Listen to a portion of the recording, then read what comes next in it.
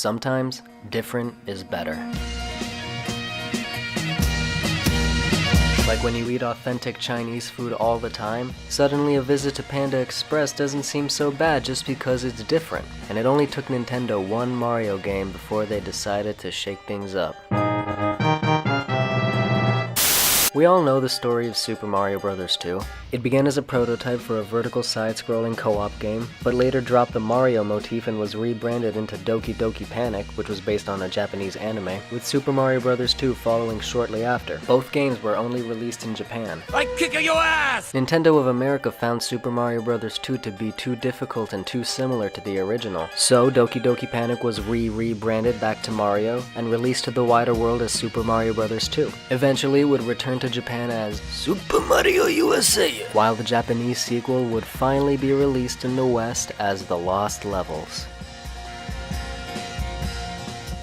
Super Mario Bros. 2 remains a beloved black sheep, but it's kind of imprecise to say that its content is so foreign to the typical Mario game, because it's such an early entry that the concept of typical Mario wasn't even established yet, and that's why many elements of this game have become major ingredients of what makes a typical Mario game.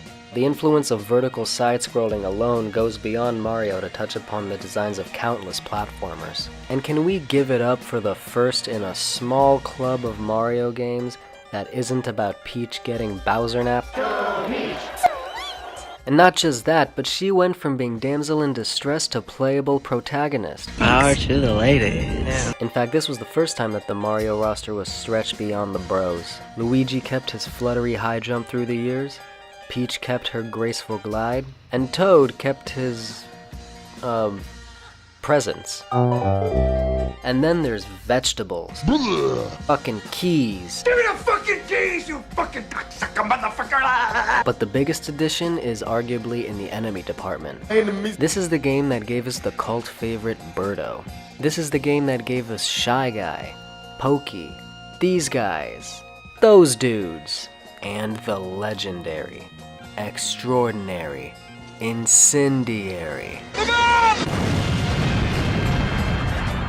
I got very mad. Super Mario Bros. 2 goes down as one of the most daring sequels in any medium.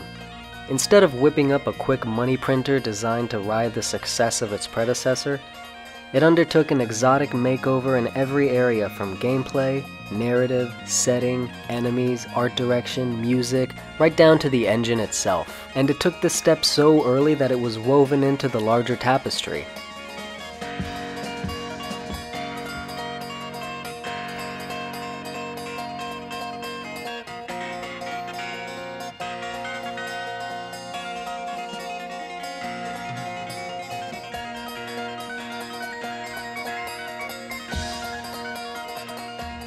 I guess sometimes there are positive side effects to brutal corporate decisions, like assuming American gamers are dumber than Japanese gamers. Stupid redneck. For once in Nintendo's history, America got the bigger end of the straw. Just once. You still waiting, you dumb redneck? As challenging as the Lost Levels are, they can't hold a candle to Super Mario Bros. 2 in terms of both quality and contribution. Yep. Hey.